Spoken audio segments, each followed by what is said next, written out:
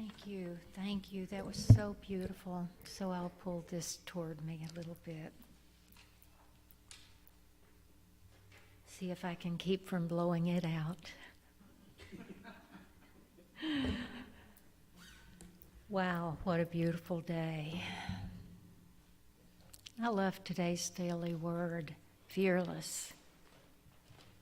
I am fearless as I live authentically. Now, last week I talked about letting go of our fear and living in faith. And so early in the week I was thinking about the daily word, and I thought, okay, didn't I say that all last week? And then I realized that there's a different type of fear, and it's stepping out in courage to be all that you can be. And I have a few examples today. Some of them are a little fun. And I think, though, that the story that we have in store will come through. There was a man named Larry. He had apparently dreamed of flying, but his poor eyesight prevented him from joining the Air Force as a pilot. So he did the next best thing. He tied himself to a lawn chair, and with the aid of helium balloons, he took off. Can you imagine? I had just vaguely heard of that story. I'm sure some of you have heard of it several times. So on July 2nd, 1982, 33-year-old California truck driver Larry Walters proceeded to his San Pedro backyard and, armed with a parachute, a pellet gun, a CB radio, sandwiches in case he got hungry. You know, if you're going to go on a trip, you need to take some food. He took cold beer, too, so that he could imbibe while enjoying the view. And he also took a camera because he planned to take some really good photographs. He strapped himself into his lawn chair, and having already attached helium balloons to the chair, his girlfriend and others filled the balloons with helium. The cords holding lawn chair Larry to the ground were cut, and boy, did he take off. A little bit faster, a little bit higher than he imagined. That's where his plans went awry. He started ascending so much higher than planned. He was wary of using the pellet gun to shoot any of the balloons for fear of becoming unbalanced and then falling out of the chair. So he continued ascending and soon reached a height of about 16,000 feet.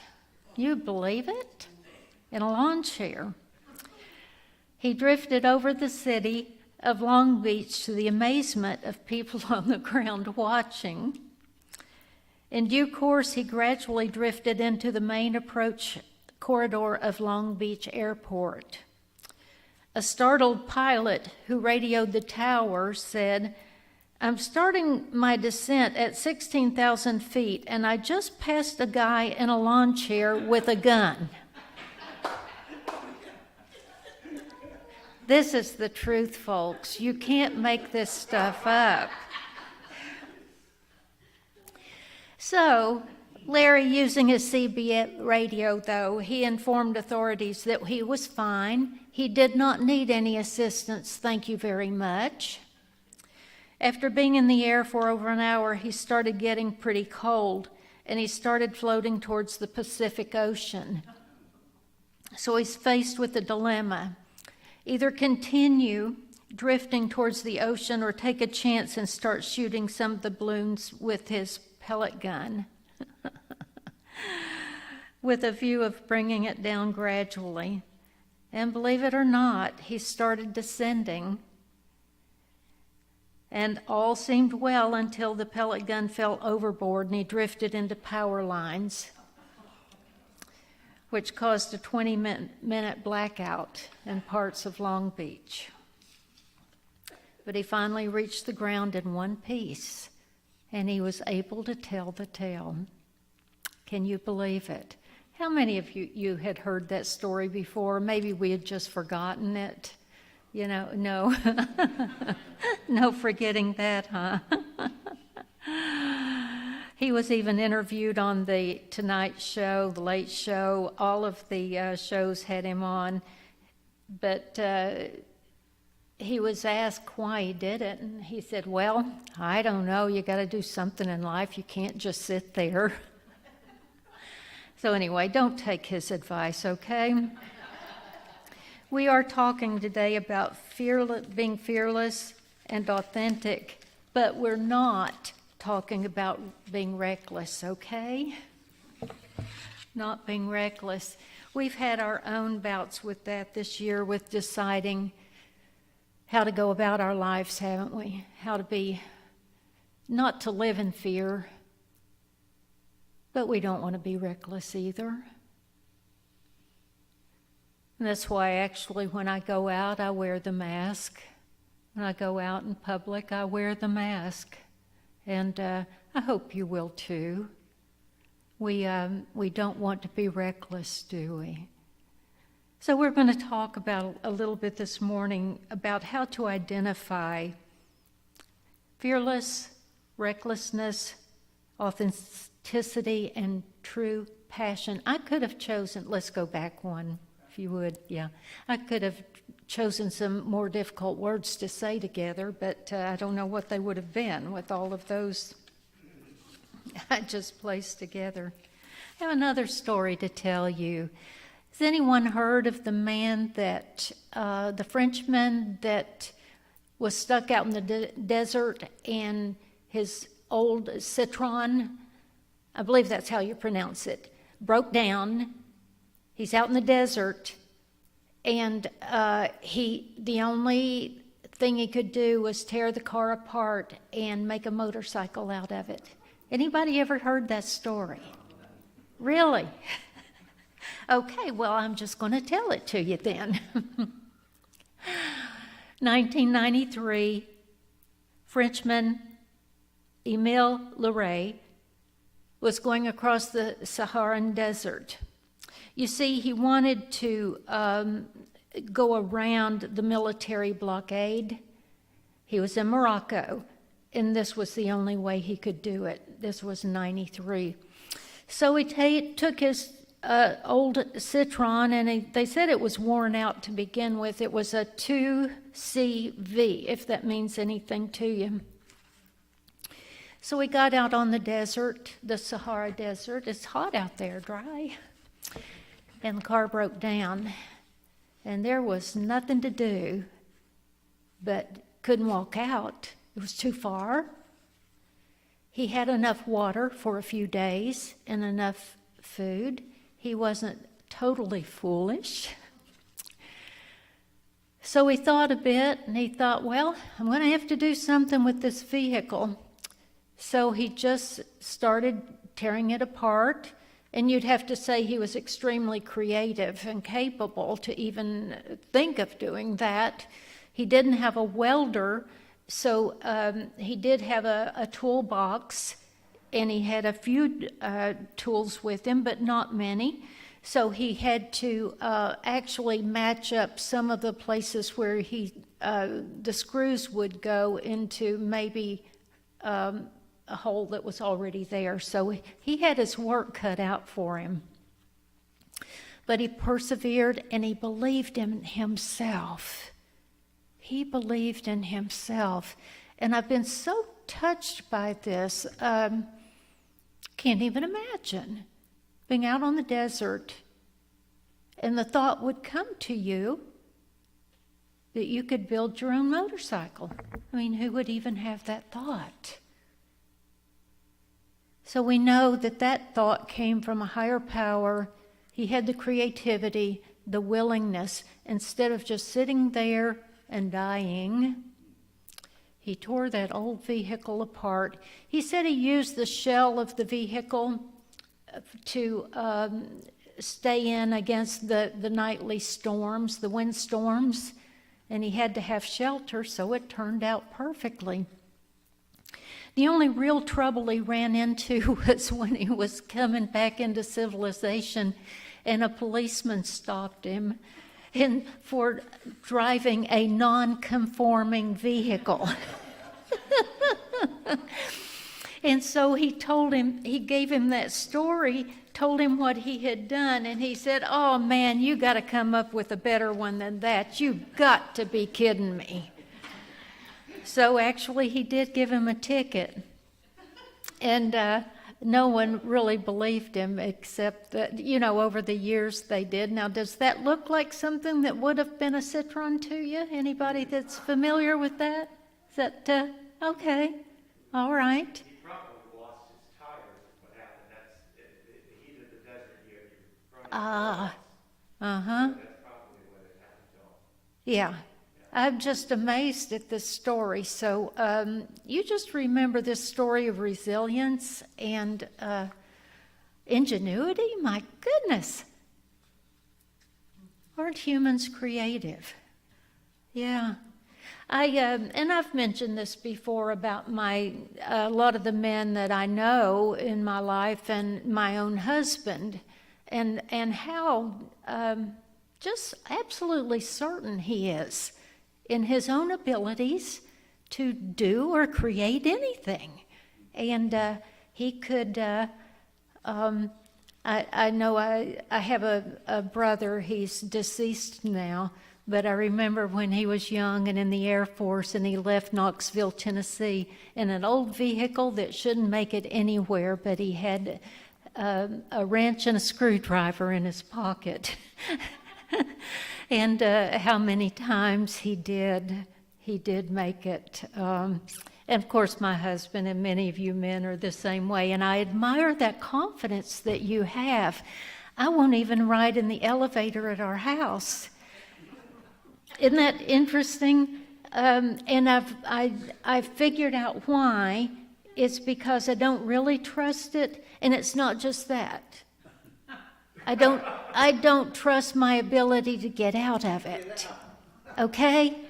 You need a wrench and a screwdriver. Right. And that's the difference between me and Dan. He's fixing something upstairs, if he'll take the equipment and just put it in the elevator and push the button and go up with it. And I thought, well, he knows. I thought about that one day, is he knows wherever it is, he can knock his way out of there and pull himself to a door. And so confidence is good. Trust, ingenuity, they're good things. But what is authentic passion, and how do we know? I think to strap yourself into a lawn chair is a bit foolish, and put helium balloons on it. This guy made it, but that was a miracle for sure. Unity co-founder Myrtle Fillmore, she was a true visionary. She was courageous. She was bold. She was fearless. Nearly a century ago, she could foresee that Silent Unity Prayer Ministry she had founded would be a global service. She knew it. She knew it in her heart. And they answer over 2 million requests a day. Not a day, a year. Can you imagine 2 million a year? Probably more now. Pilot Amelia Earhart once said, "What do dreams know of boundaries?" What do dreams know of boundaries? There's no limit to what I can dream or achieve. And I was thinking of her as I was thinking about authenticity, Amelia Earhart. Alan Cohen tells the story in his early career of waiting backstage in a TV studio to go on for an interview. And the bad news just kept going on and on and on. They were following the daily news. He said he sat for 15 minutes listening to all the mayhem going on in the world, the murder, the crime, the discordant politics, disasters of every type. Then they stopped with a pause, and then they announced, now Alan Cohen is going to teach us how to create a joyful life. He says it was just unbelievable that he just had to rise above it, that what those past few minutes had offered, rise above it, rise above all that. And that's what we're being called to do right now, is to rise above it, and you can rise above it. He said the interviewer whispered in his ear off stage, I wish I could take your advice, but all these disasters keep me bogged down. That's what's happening, I think, with a lot of people. All the disasters are keeping us bogged down. And that does not mean that we need to be reckless with our lives or the lives of others. We should have caution. We should have discernment. As the Daily Word says, to be fearless. I am fearless as I live authentically. How maybe you hid your light to conform with what others thought. I read what another minister, a female minister in Minnesota said, and she said that where she grew up, that she had to go against just about every boundary there was for women to be who she was meant to be. Because you weren't supposed to shine, you weren't supposed to boldly go, you were supposed to sit and allow someone else to do that, allow someone else to be great. And so she had to go against everything. First of all, to become a minister and a New Thought minister, and to do it as a woman.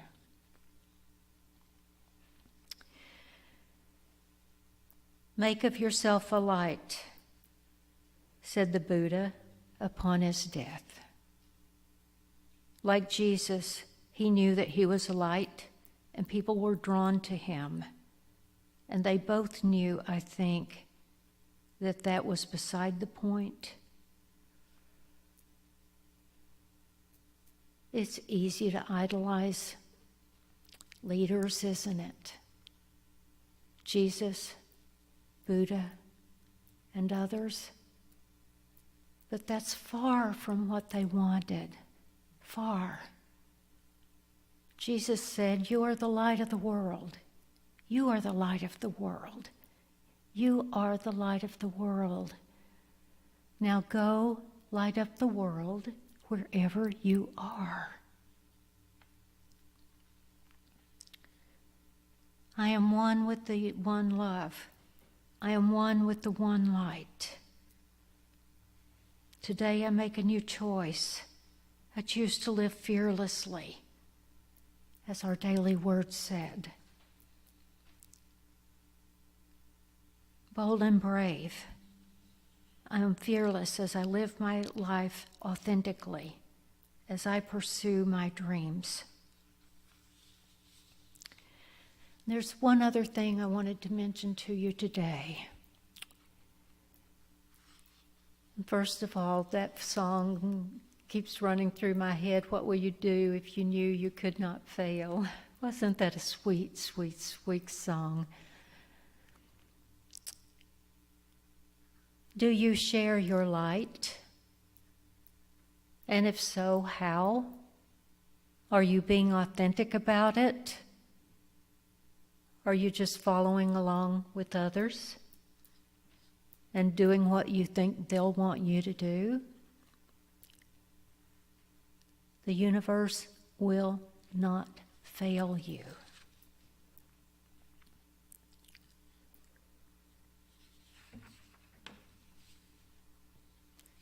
There's what's called the law of matching.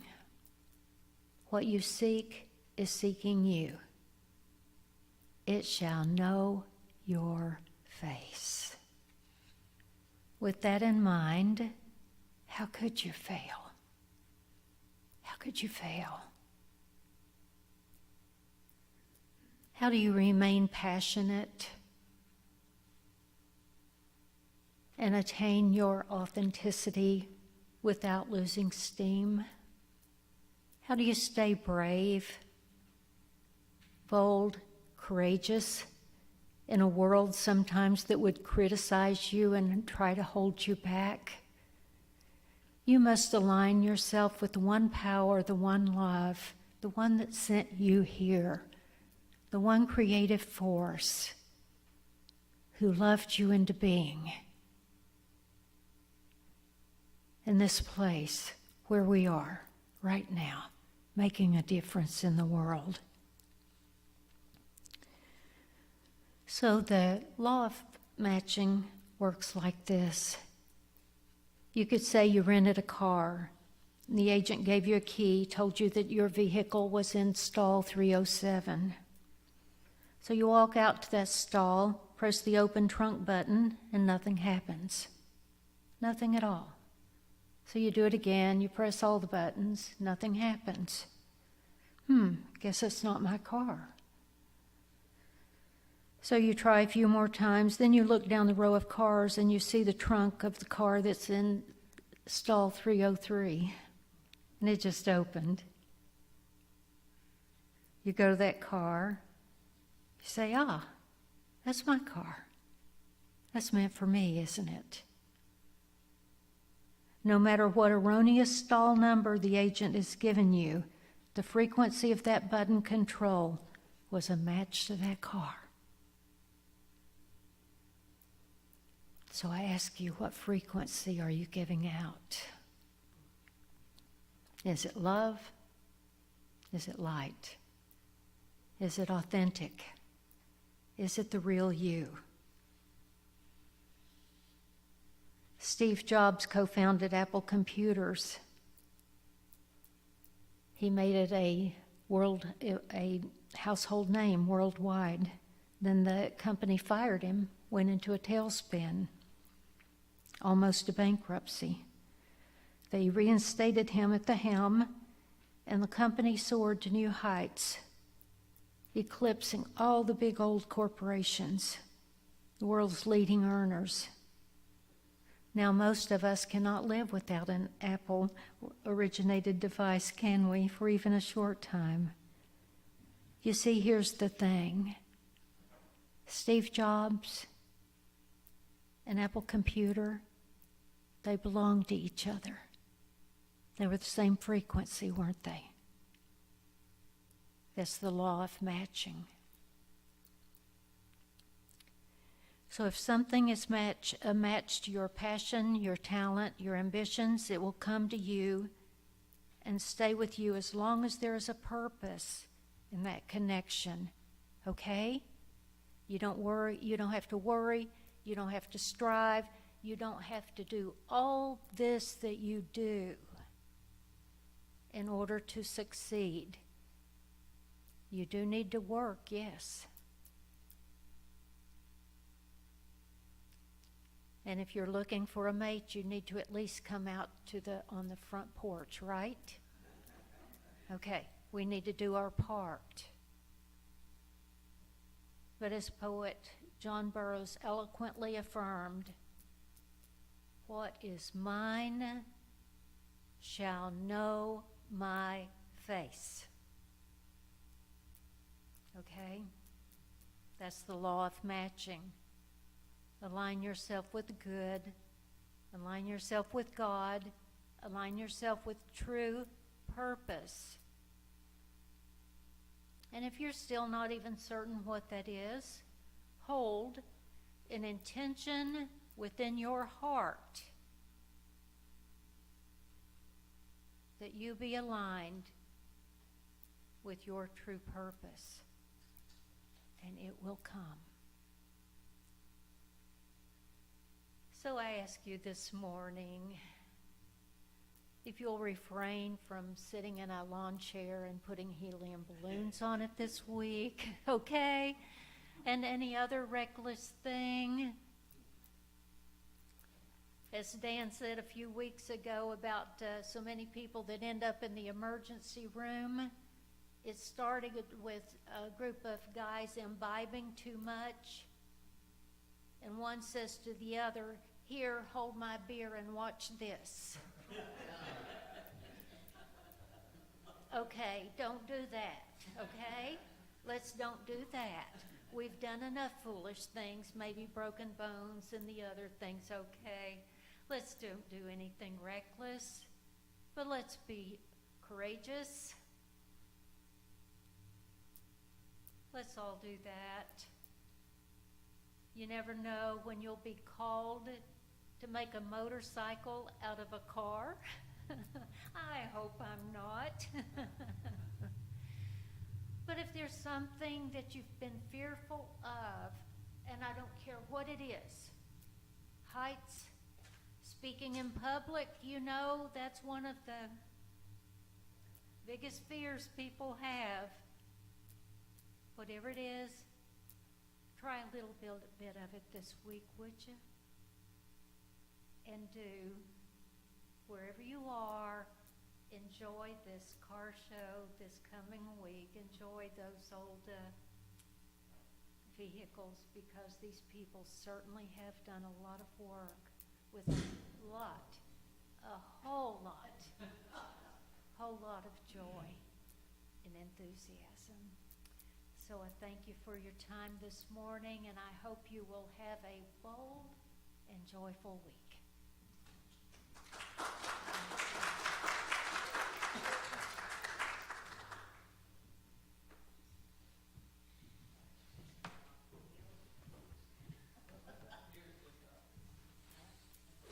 Thank you, Reverend Judy.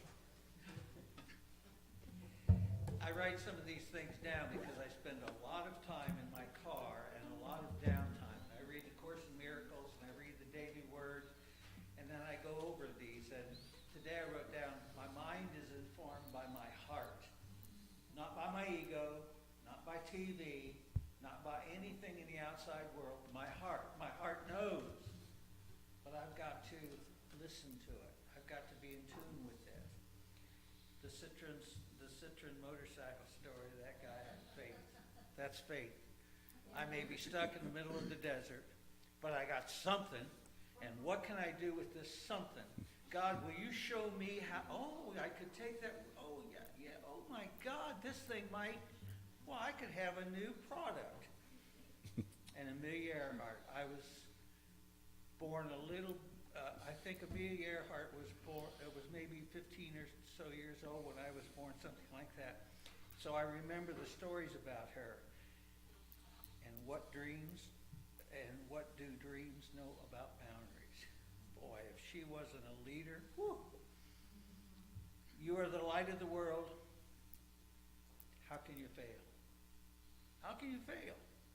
If you really believe you're the light of the world, how can you fail in anything? And if you do fail, it's just another step that I guess I'm not supposed to do that. And then that key match is the correct car story. I will remember that. You got to get to the right stall. You got to be able to read. You know, some of us couldn't even turn our phone on if we didn't have some knowledge. So you got to use what you got. So use what you got this week. And thank you, Reverend Judy. That was a good talk. We need all the help we can get right now. If you will take your blessings and your tithes, your offerings, and repeat and say with me, divine love through me blesses and multiplies all that I am, all that I have, all that I give, and all that I receive. I give in love love and I trust in God.